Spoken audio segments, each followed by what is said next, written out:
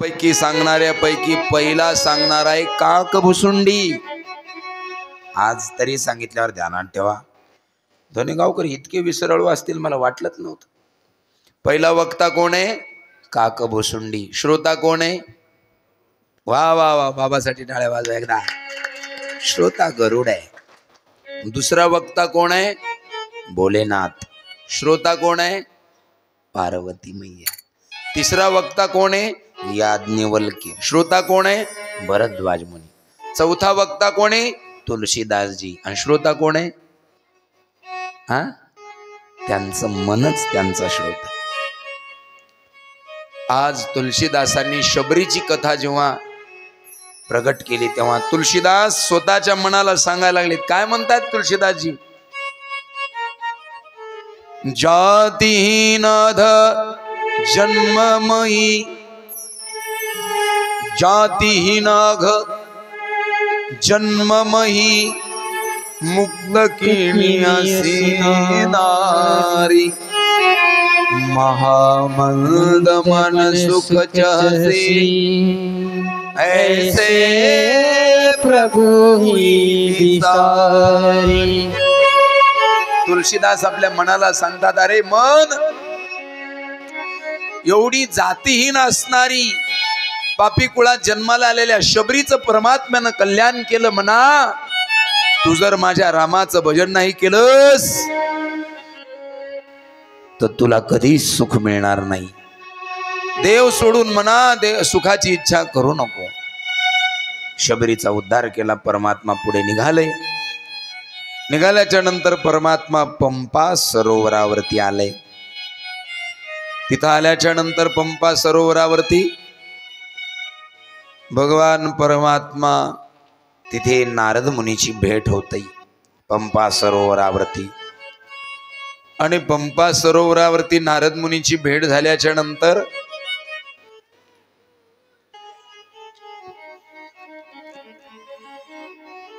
भगवान परमात्मा लक्ष्मणजी बसलेले आणि त्या ठिकाणी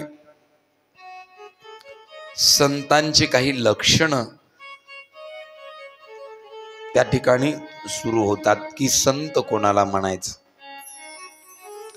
भगवंताची भक्ती जीवाचं कल्याण करणारी आहे असं भगवान महादेव पार्वतीला सांगतात. कथाकाराने आपलाही अनुभव श्रोत्याला सांगितला पाहिजे. उमा कहू मै अनुभव अपना. मी तुला माझा अनुभव सांगतो. काय अनुभव आहे?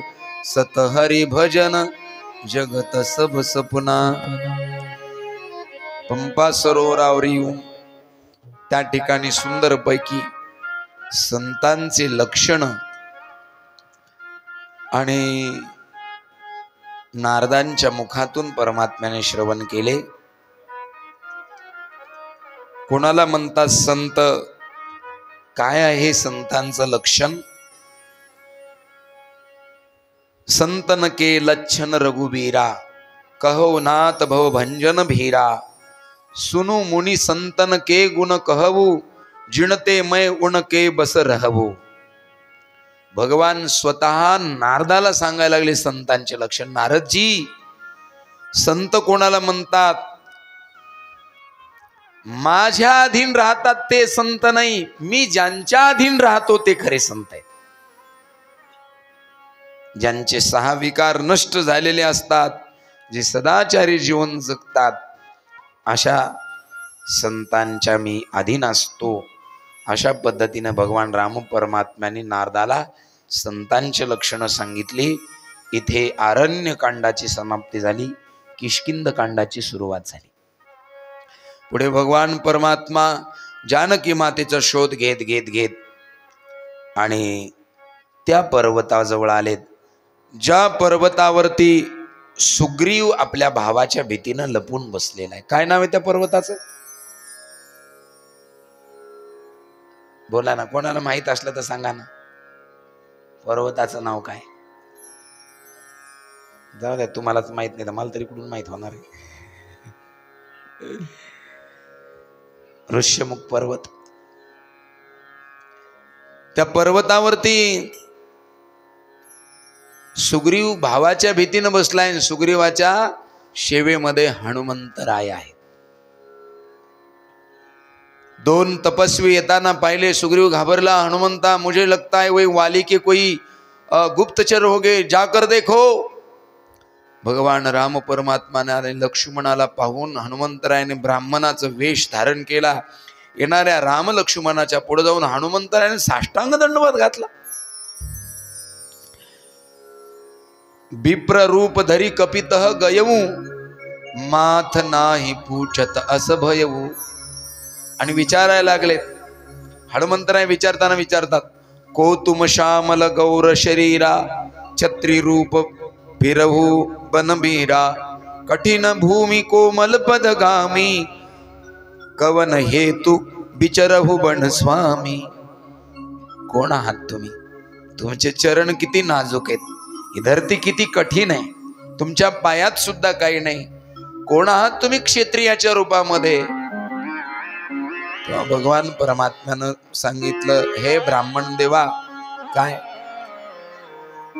आम्ही राजा दशरथाचे दोन पुत्र आहेत, राम आणि लक्ष्मण. जानकीचं अपहरण झालंय, सीतेला रावण घेऊन गेलाय, आम्ही जानकीच्या शोधात आहोत. आम्ही आमचा परिचय दिला ब्राह्मण देवा, पण असं वाटत नाही ना तुम्ही ब्राह्मण आहेत म्हणून. कसं काय वाटत नाही? ब्राह्मण कधी क्षत्रियाच्या पाया पडतो का? तुम्ही ब्राह्मणाचं रूप तर धारण केलं, पण तुम्हाला वास्तव नाही समजलं का? क्षत्रिय ब्राह्मणाच्या पाया लागतो. काही वेळेला माणसाला नाटक करणं सोपं आहे, पण त्या नाटकात कसं वागावं हे कळत नाही. सतीनं सीतेचं रूप धारण केलं, पण तिला माहिती नव्हतं मला सीता होता आलं. सीता चरित्रानं म्हणजे चित्रानं सीता झाले, चरित्रानं नाही. काय होतं चरित्र जानकीचं? अरे सती सीतेच्या रूपात रामाच्या पुढे चालत होती, तेव्हाच देवानं विचारलं, माझी सीता असती तशी पुढं नसती चालली, माझी सीता माझ्या मागं चालते. ही सीतेच्या वेशात कोणीतरी बहुरूपी आहे, कारण जी देवाच्या पुढे चालती, मालकाच्या पुढे चालती, ती सीता कसं असेल? सीतेनं कुठं चाललं पाहिजे? मालकाच्या मागे मागे चाललं पाहिजे. सतीला सीता होता आलं, पण सीतेचा स्वभाव माहित नाही, सीता कशी चालत होती. तर हनुमंतराय ब्राह्मण बनले, पण ब्राह्मणानं कोणाच्याही पुढे डोकं ठेवत नसते. तुम्ही ब्राह्मणाच्या रूपात आलेले, तुम्ही कोण आहेत सांगा. जसं राम म्हटल्यानंतर हनुमंतरायाने साष्टांग दंडवत घातला. पुन्हा माफ करा देवा, माझी फार चुकी झाली. आणि हनुमंतराय म्हणू लागले, प्रभू देहदृष्ट्या तू दासोहम, देहाच्या दृष्टीनं मी तुमचा दास, जीवाच्या दृष्टीनं मी तुमचा अंश, आणि आत्म्याच्या दृष्टीनं मी तुमचं स्वरूप आहे. मी अंजनीचा पुत्र, केशरीचा नंदन आणि पवनदेवाचा सूत हनुमंत तुमच्या चरणावर दंडवत घालतोय.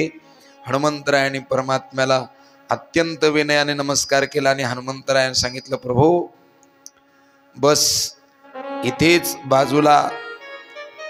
भावाच्या भीतीनं नाथ शैल पर कपिपती रहई, सो सुग्रीव दास तव अयही. या पर्वतावरती बाजूला वानराचा राजा ऋष्यमुख पर्वतावरती आहे, तो तुमचा दास आहे. देवा तेही सन नाथ मैत्री कीजे, दीन जान ते अभय करीजे. सो सीता कर खोज करही, जहां त्याहा मरकट कोटी पठई.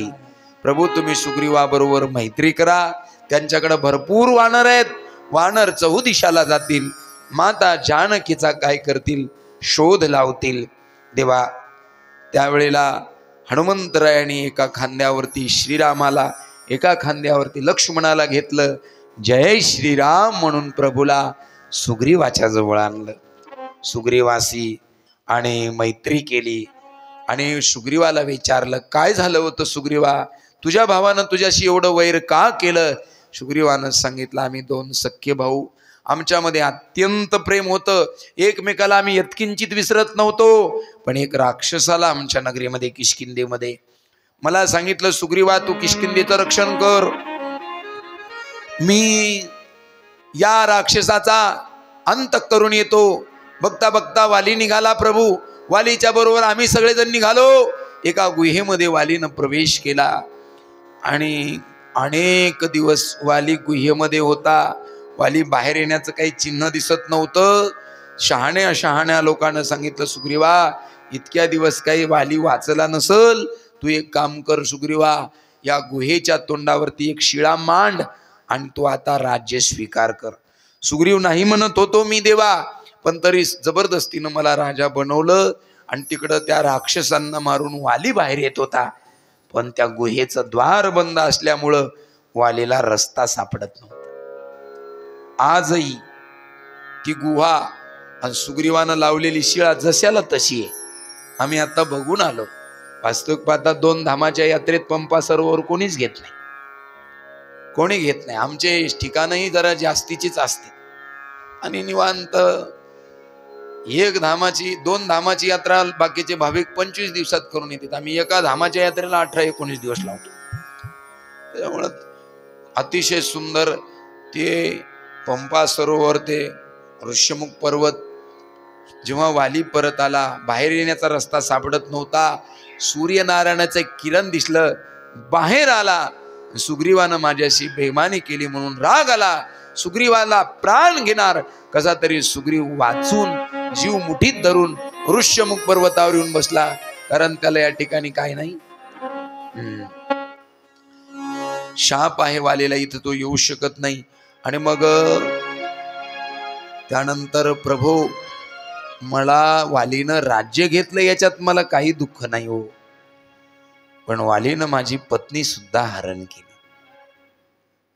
देवा, जशी तुमची पत्नी हरण झाली तशी माझी पत्नीचं अपहरण झालंय.